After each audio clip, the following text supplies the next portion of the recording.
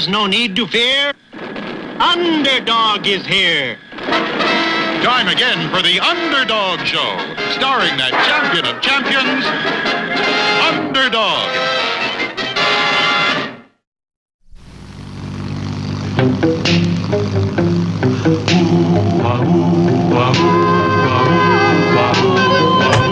When in this world the headlines read of those whose hearts are filled with greed, who rob and steal from those who need to right this wrong with blinding speed, goes Underdog, Underdog, Underdog, Underdog. Speed of lightning, roar of thunder, fighting all who rob or plunder. Underdog,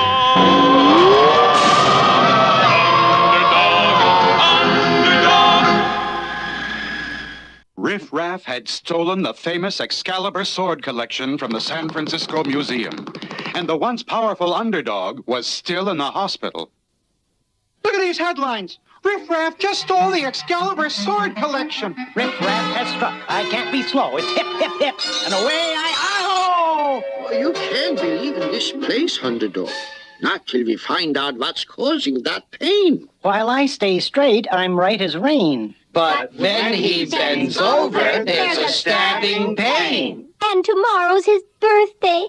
I was going to have such a lovely birthday party for him. And while the doctors searched to find the cause of Underdog's pain, Across the ocean, there's a rich old collector in a little old country who is just dying to get hold of this Excalibur sword collection. He's going to pay us $1 million for it. Yeah, but gee, boss, how can we ship it over to the guy? You know how close those inspectors check everything that goes out of the country. And that, Mooch, is why I have purchased this little old candle factory. A candle factory? Right! Notice the beautiful assembly line? Yeah, but what good does it do? Allow me to demonstrate. First, we turn on the button. Next, we will hand these mechanical arms one of the swords, like so. These arms take the sword and wrap it in this wick cord, like so. Then the arms move along to here where they dip the sword in this wax, like so. Then the arms drop the candle onto the belt and take it down to this wick cutter to shorten the wick, like so. And our swords look just like an ordinary king-size candle. Gee, boss, you're a genius. Yeah! Come on, let's bring in the swords. With that Underdog out of the way, we don't have a worry in the world. and indeed Underdog was still out of the way. While I stay straight, I'm right as rain. But when he bends over, there's a stabbing pain. And tomorrow is Underdog's birthday, and he feels so sad and depressed. I know what I'll do. I'll go out and buy everything for a birthday party and have it right here in the hospital. That's sure to cheer up Underdog. Let me see now. Do I have everything? I have presents for Underdog, and I have lovely party hats, and I have the birthday cake. Oh, the candles. I must get candles for the cake. And there's a candle factory just around the corner. Keep handing in those swords, Mooch. We've almost finished the whole Excalibur collection. This assembly line sure works great, boss. Hello? Hello in there? I want to buy some birthday candles. Anyone here? Oh, no! Sweet Polly Purebred! Riff Raff! And there are some of the stolen swords. Grandpa Mooch! What'll I do with her, boss? She's a regular wildcat. Hand her to the assembly line. It knows how to take care of her. And the arms of the assembly line wrapped Sweet Polly in the wick cord, carried her to the barrel of wax, and dipped her in. Then put her on the belt and headed her for the wick cutter. Underdog! Help! Underdog! Will Underdog hear Sweet Polly's cries? Will he be able to overcome the stabbing pain and save her from the wick cutter? The answers lie ahead in our next thrilling episode.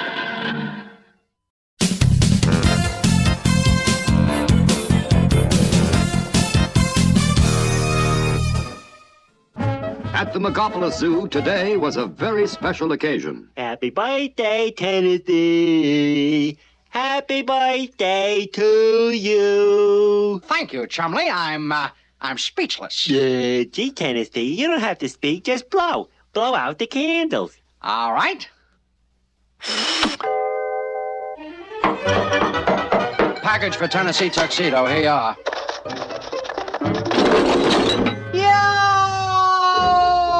Gee, Tennessee, what's in the big box? How should I know? Open it up. Okay, Tennessee. That's it. Now just lift up the top. Hey! Get him off me! Get him off of me! Gee, Tennessee, it's a doggy. Brilliant, Chumley. Nice doggy. There. Look, there's a note around his neck. Let's see. It says, "Happy birthday from Uncle Admiration." Uncle Admiration? Sure, you remember. Admiration bird at the South Pole. He says the dog's name is Howler.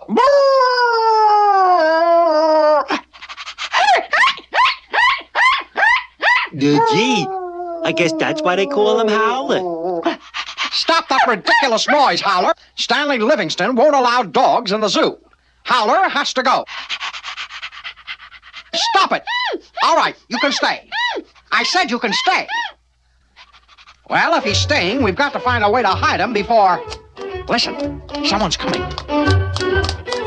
All right, where is he? Where is he? I distinctly heard a dog. A dog? Why, you must be hearing things, Stanley.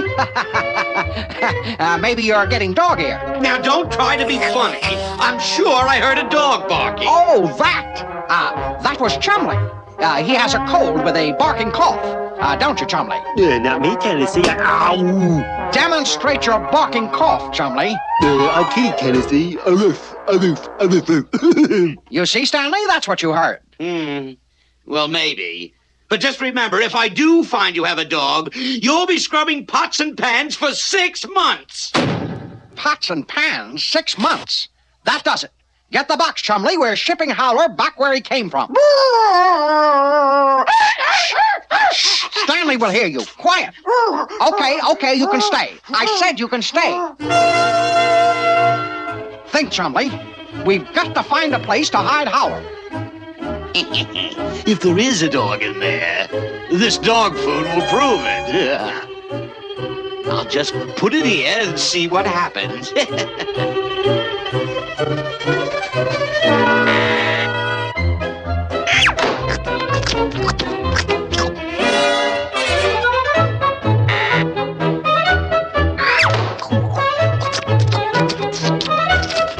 So, I know how to fix that dog. Stop that, Howler. Quick, Chumley, get the dog food inside before someone spots Howler taking it. Okay, Tennessee.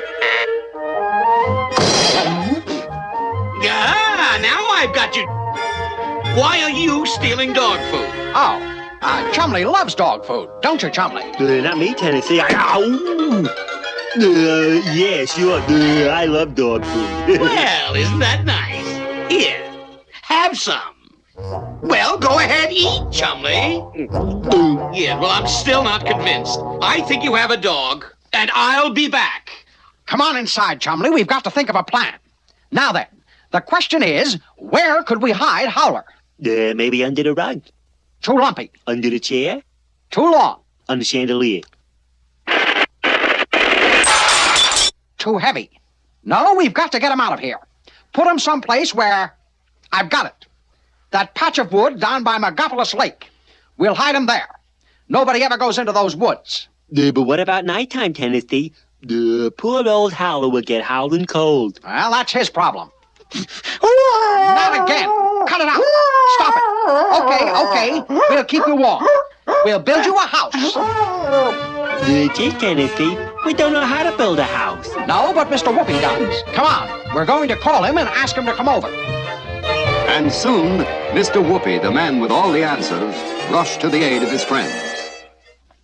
So you see, Mr. Whoopi, we've got to hide Howler in these woods or Stanley will find him and have us washing pots and pans for months. And so you need a house for Howler, eh? Well, now, I wouldn't want the roof to fall in on you, get it? Oh, yes. Thanks, Mr. Whoopi. The first question in building any house is material.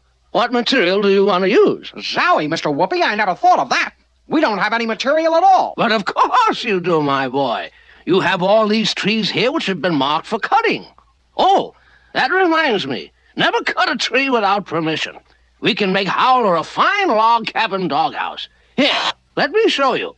First, we chop down the trees and skin off the branches. That's it. But be careful with those axes. Tools are dangerous if they aren't used properly. Now, our next job is to peel the bark off the logs. But gee, Mr. Whoopi, if we peel the logs, we'll have a doghouse with no bark. Oh, yes, I get it. But peeling off the bark makes the logs less likely to harbor insects that might eat the wood. So it should be done. Now, our next step is to cut notches in both ends of the logs. Why do we cut all those notches? For strength, Tennessee. Watch how it makes the logs fit together tightly. And now you'll see why we've cut some of our logs shorter than others. This is so that the house will have windows and a door. Neat, Mr. Whoopi. What next? The roof. We'll use this large log as a ridgepole to hold up our roof. Then we nail on thin logs for framing and roof rafters. There. That should do it. But look at all those holes in the roof, Mr. Whoopi. Poor old Howler might get wet. Now, Howler, it's all right. We haven't put on the shingles yet. Since you can't buy any shingles, you'll have to cut your own, splitting them off a short, thick chunk of cedar like this. Now we must lay down our shingles. We begin at the edge of the roof, work across, and up. Each shingle must overlap to keep water from leaking into the house. And finally, we use mud to plug up any holes between the logs. That will help to keep Howler nice and warm. Well, I guess that's it. And I have to say it. Phineas J. Whoopi, you're the greatest. But by coincidence, Stanley Livingston was taking a new interest in the woods. I heard hammering in there. Who else could it be but Tennessee? And if I'm right, there they are, and the dog is with them. Just wait till I get my hands on... Oh! Help! Help! Listen, someone must have fallen in the lake. Help!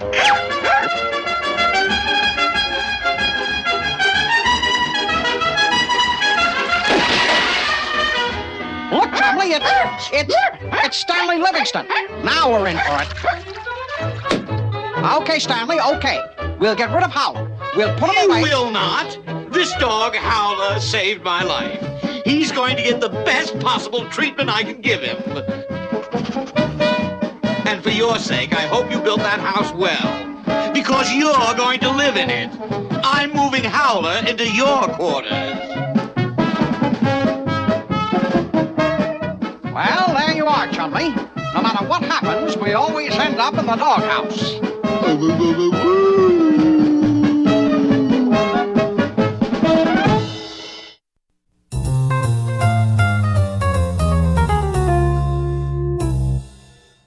Suddenly, tourists throughout the world were stunned.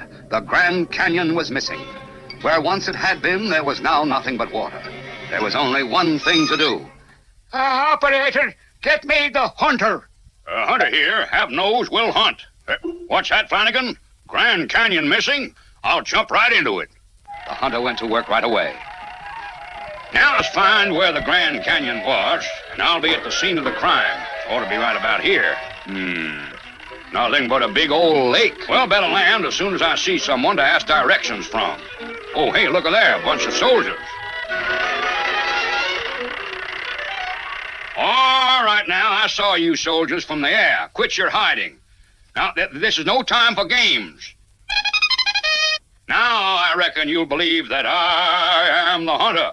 Where in the... Yell! Unknowingly, the brave hunter had placed himself amid army war games on the desert. Son, I say, son, what in the cotton bloomin' world are you digging? A foxhole, Mac, and you'd better do likewise. A foxhole? I declare, the whole U.S. of A. Army out looking for the fox, are they? Well, when in Rome... Look, Mac, you go find your own little spot to dig, huh? I'll give you a free trip on the Army. Well, that's the way the Army feels. I say let them dig. Let them find the fox and the Grand Canyon, and they can all go jump in a lake. Thinking the Army had taken over his case, the hunter headed his private plane toward home. But over the hills and dales of Virginia... Somebody munched my poker. Hello, fractured my floater. Captured my motor. I say, help! Help! Howdy, neighbor. I'm sure enough sorry about shooting down your little old plane. We all were on a fox hunt. A fox hunt? By grannies, I knew the Army was wrong. Now, son, I'd like to join in on that fox hunt. Why, come ahead.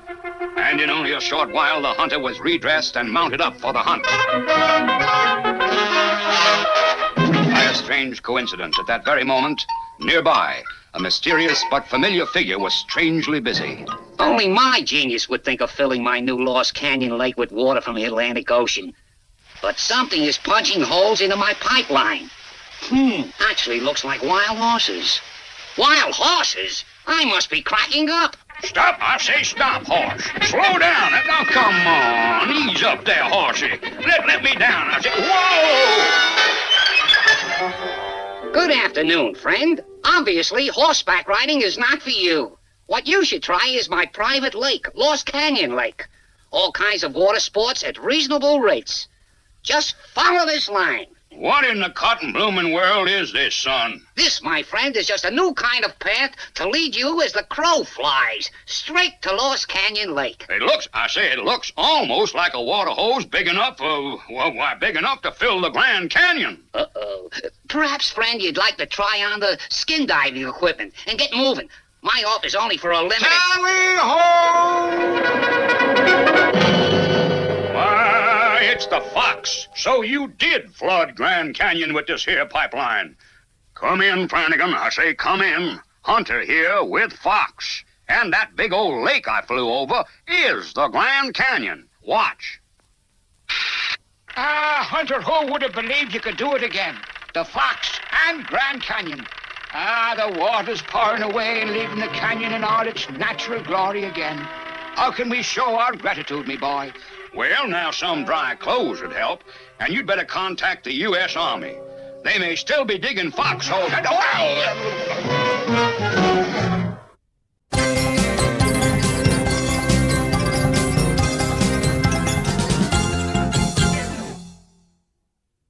Sweet Polly Purebred had been dipped in wax and was headed for the dangerous wick cutter on Riff Raff's assembly line. This assembly line sure works great, boss. It knows how to take care of her. Help! Underdog! Where has my underdog gone? Where has he gone? That sweet Polly calling. She needs me now. Though I have pain, I'll save her somehow. While he stays straight, he's right as rain. But when he bends over, there's a stabbing pain. Help! Underdog! Save me! There's no need to fear. Underdog is here. Underdog! Underdog! Wait a minute! Look at him! He has to stay stiff as a board! Drip a mooch!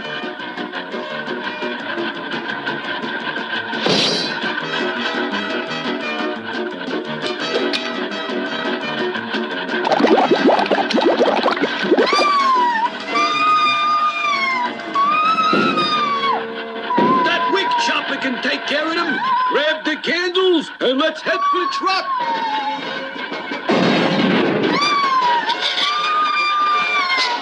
They're getting away, Underdog! They won't get away. Though I can't bend, this assembly line belt will bring their end.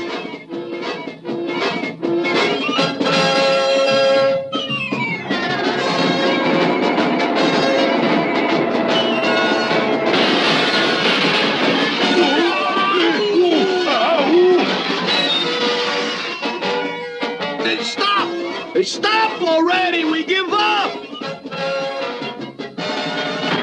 We heard the commotion, Underdog, but I see you didn't need us. Even with your pain, you captured Riff Raff. But where are the swords? Those candles you see there hold a surprise. I'll melt them now with my X-ray eyes.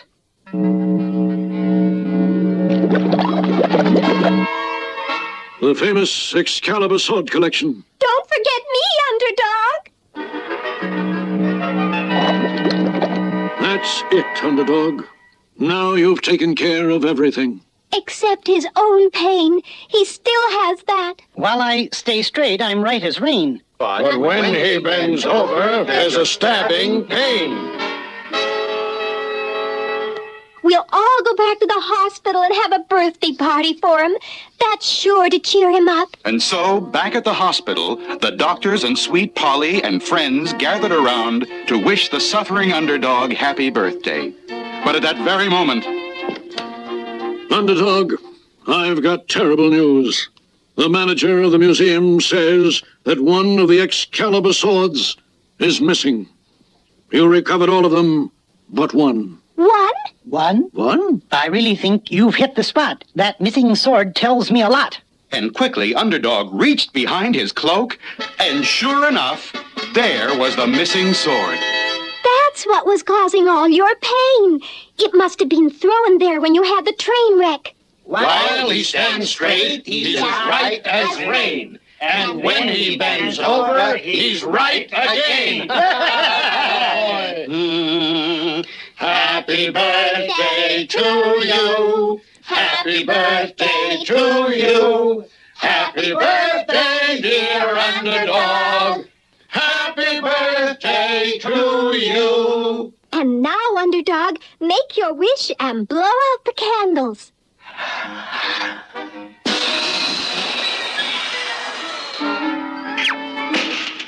Don't miss the next exciting adventure of Underdog.